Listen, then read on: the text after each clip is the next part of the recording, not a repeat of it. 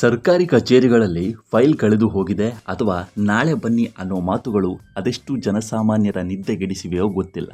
ಆದರೆ ಬಿಲಾಸ್ಪುರದ ಟಿಫ್ರಾ housing board ಕಚೇರಿಯಲ್ಲಿ ತರುಣ್ ಸಾಹು ಎಂಬ ಯುವಕ ಈ ನಿರ್ಲಕ್ಷ್ಯಕ್ಕೆ ನೀಡಿದ ಉತ್ತರ ಮಾತ್ರ ಅತ್ಯಂತ ಸೃಜನಶೀಲ ಮತ್ತು ಕಾರವಾಗಿತ್ತು.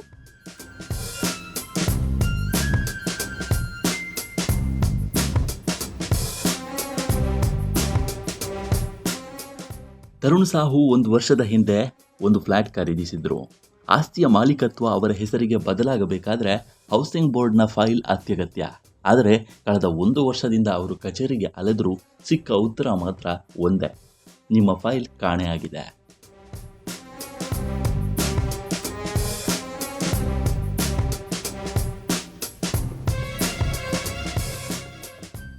ಅಧಿಕಾರಿಗಳ ಈ ಬೇಜವಾಬ್ದಾರಿಯಿಂದ ಬೇಸತ್ತ ತರುಣ್ ಅವರು ಅದೆಷ್ಟು ಬಾರಿ ಕೇಳಿದ್ರು ನೆನಪಿಲ್ಲ ಎಂದು ಹೇಳುತ್ತಿರುವುದನ್ನು ಕಂಡು ಒಂದು ಉಪಾಯ ಮಾಡಿದ್ದಾರೆ. ಕಚೇರಿಗೆ ಬಂದ ತರುಣ್ ನೇರವಾಗಿ ಡೆಪ್ಯೂಟಿ ರಿಜಿಸ್ಟ್ರಾರ್ ಅವರ ಕೋಣೆಗೆ ನುಗ್ಗಿದ್ದಾರೆ.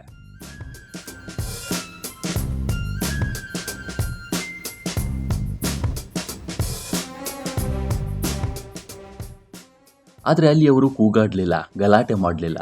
ಬದಲಿಗೆ ತಮ್ಮ ಕೈಯಲ್ಲಿದ್ದ ಬಾದಾಮಿಯ ಪೊಟ್ಟಣವನ್ನು ಬಿಚ್ಚಿ ಅಧಿಕಾರಿಯ ಮೇಜಿನ ಮೇಲೆ ಸುರಿದಿದ್ದಾರೆ. ಬಾದಾಮಿ ತಿಂದರೆ ನೆನಪಿನ ಶಕ್ತಿ ಹೆಚ್ಚಾಗುತ್ತೆ ಅನ್ನೋದು ನಂಬಿಕೆ.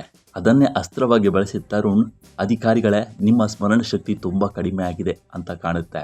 ಈ ಬಾದಾಮಿ ತಿನ್ನಿ, ಬಹುಶಃ ಆಗಲಾದರೂ ನನ್ನ ಫೈಲ್ ಎಲ್ಲಿದೆ ಎಂದು ನಿಮಗೆ ನೆನಪಾಗಬಹುದು ಎಂದು ಹೇಳಿದ್ದಾರೆ.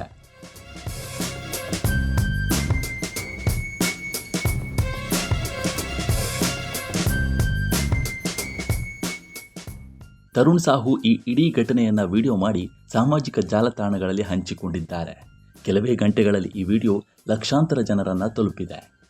ಸಾಮಾನ್ಯ ನಾಗರಿಕನೊಬ್ಬ ಅಧಿಕಾರಶಾಹಿಯ ವಿಳಂಬ ನೀತಿಗೆ ನೀಡಬಹುದಾದ ಅತ್ಯುತ್ತಮ ಉತ್ತರ ಇದೆ ಎಂದು ನೆಟ್ಟಿಗರು ತರುಣ್ ಪರವಾಗಿ ಬ್ಯಾಟ್ ಬೀಸಿದ್ದಾರೆ.